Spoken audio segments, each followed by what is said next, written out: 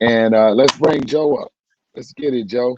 Joe, what's going on? Hey, Chris. Thanks for having me on. It's good, man.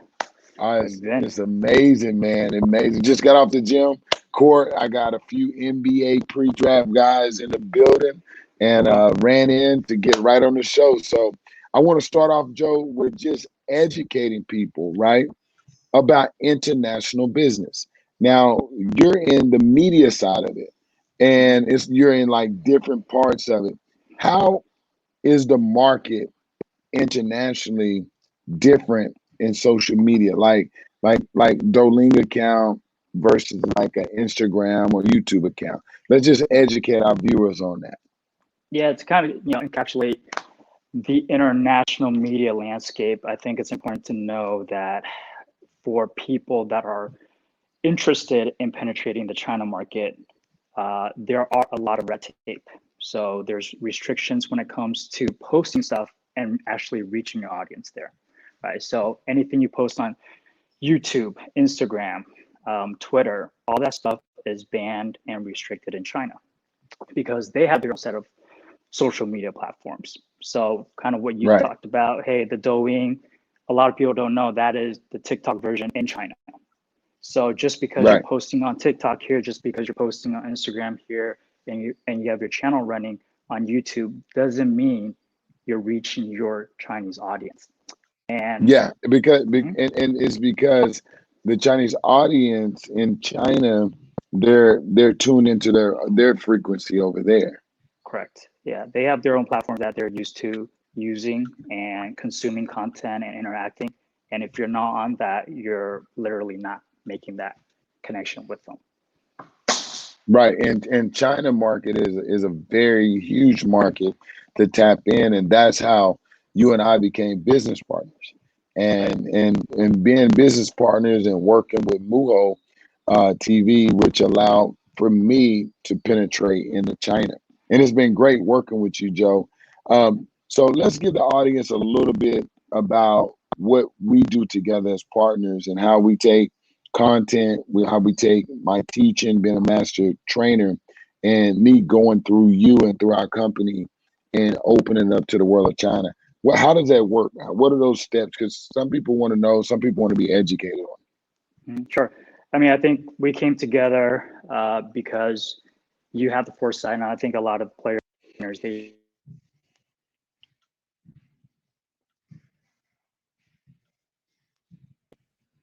right. There's 300 million basketball fans out there, and they are looking for original content. And because the Western culture, especially with NBA, they identify with that, and they are always looking for content on where we're delivering, right? So I Right, think first, we've identified that, and now it's always good that you realize that hey, you need a local partner that is on the ground. So with right, Muho, we have a staff of a dozen folks in China, based in Shanghai, that takes your content and works with you to say, hey, this is how we want to craft certain messages so that it's customized and it's localized, right? It's translated and it's distributed on the platforms that we mentioned in China that they like to consume sports related content. So I think it's very important to, identify and then working with a local partner that can navigate and understands the landscape, not only on the media side, but really how do you reach the right demographic of people that you want to reach. And I think that is right. where, we come in and you provide the content, we provide feedback, and collectively we can say, okay, this content goes here, this content goes there, and then we push it out, and then we translate it, we localize it, so that it's easy for the consumers over there to receive this content. Now, Joe, for our audience, when you say localize it, can you explain to them what localizing content is? Mm-hmm. Yeah, so localizing that content really comes down to translating it and putting into the proper context, right? There are a lot of things that are known to us in the Western culture, but sometimes you might have to dive in a little deeper to paint that picture, to set up that preface, to say, hey, this is what we're talking about, so that it doesn't just go right over them when they're looking at that content and consuming it. So it's really taking a what I like to call a China first approach, right? Is just because you're creating all this content and posting on Instagram, you're going to be experiencing some of these account holders in China who will rip your stuff, take it off the internet, because they can still use VPN over there, and they will Right. post it under their account. But it really does no justice and does no good for the content creator because you don't really have a voice. So our whole approach is let's deliver China focus and China first content by working with the content creators. And you yourself, Chris, you are a trainer, but you're also a content creator. Everything that you develop here in the States, it can be delivered to China. So we just want to add that layer of clarity and that context for the Chinese audience and allow them to consume it in a way that they're used to and they're engaged, right? And then they know that, hey, here's a source on the Muho platform within the Chris Johnson channel that they can Right. expect daily, weekly content. Wow. So the are you guys when we look at the China market, okay, and we look at Mhm. basketball. Basketball is I don't know how many basketball players there are in China, but it's a lot, Mhm. right? And I don't think Right. people in America understand how big basketball is over there. Like when you take Dwayne Mhm. Wade, Kobe Bryant, even one of my really good mentors, Clyde Drexler. He was one of the first Mhm. ambassadors for American basketball to be in China, and he would go over there, and it's very big for Allen Iverson.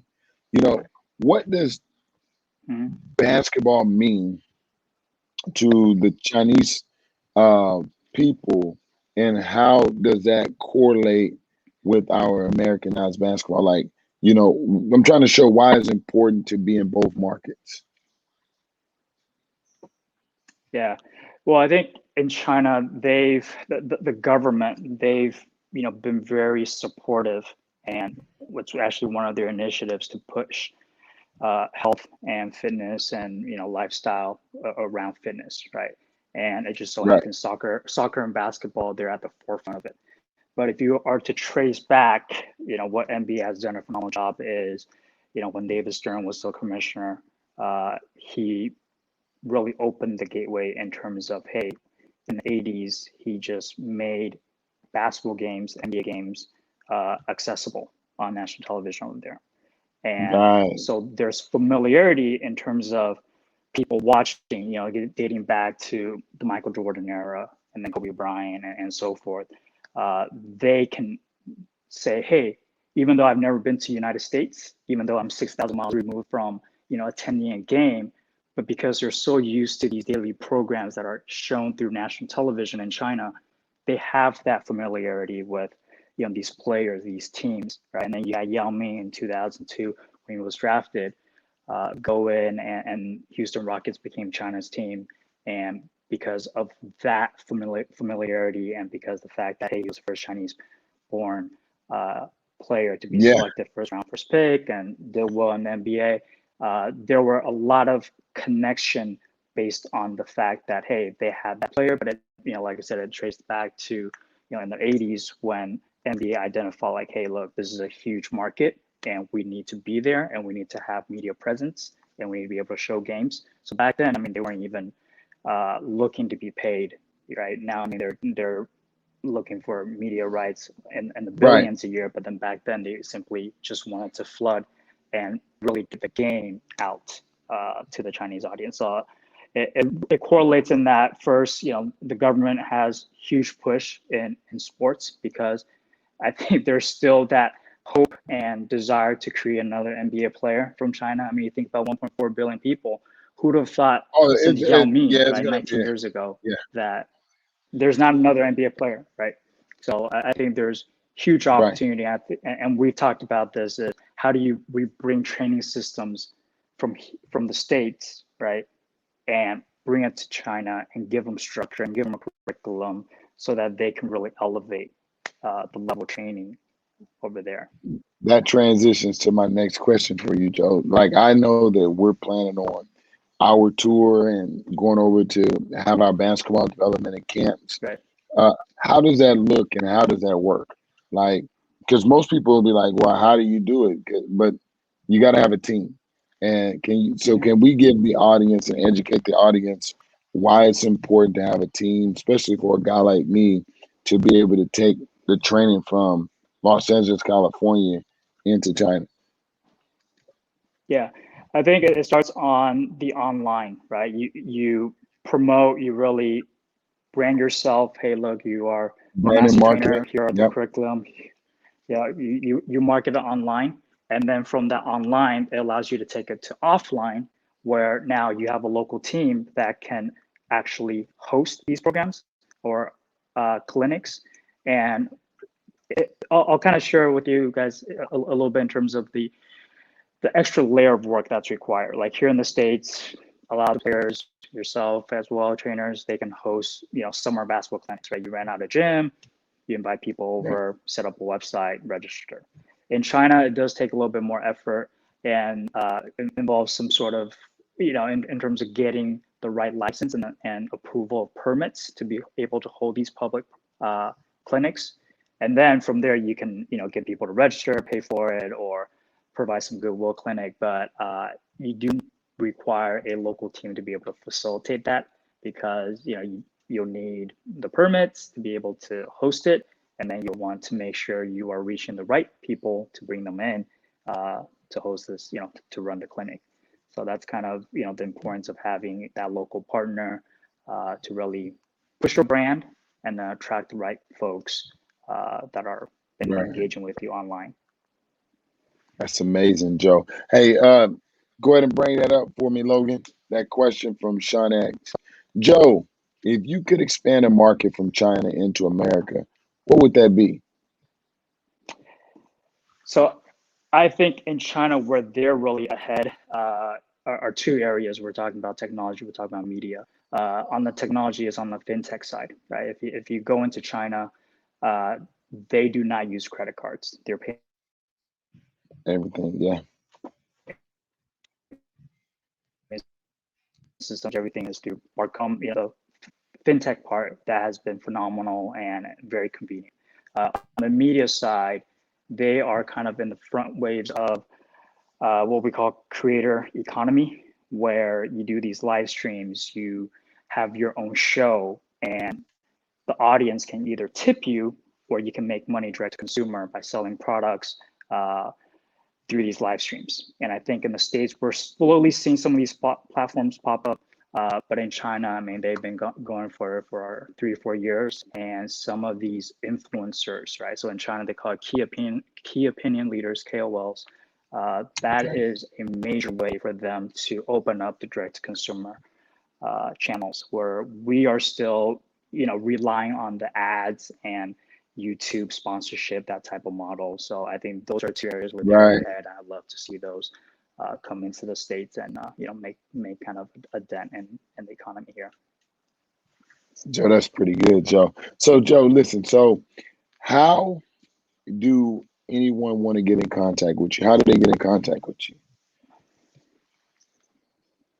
Yeah, if they want to, get into contact with us and really work with a local partner as it pertains to penetrating and entering the China market, they can email us at info@muho.tv. So that's muho.tv. And then one of our representatives can, get in touch and, map out whatever it is that you're looking to do, whether it's on the product side, service side.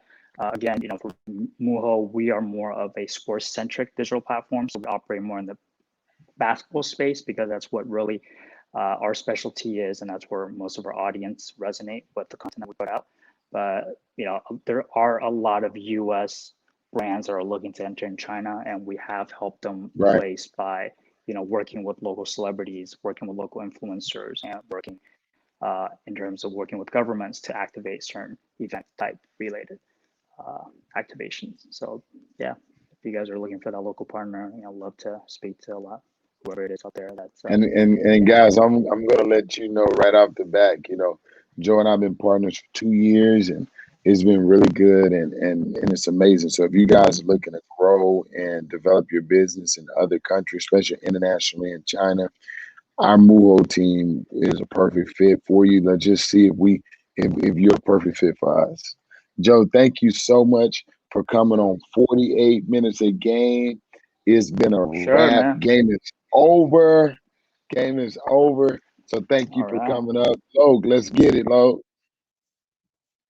Hey guys, listen, it's been another great episode of 48 minutes of game. I've had amazing guests on today. If you guys want to text me 310-388-8610. We'll be happy to be there for you in any way possible that you need.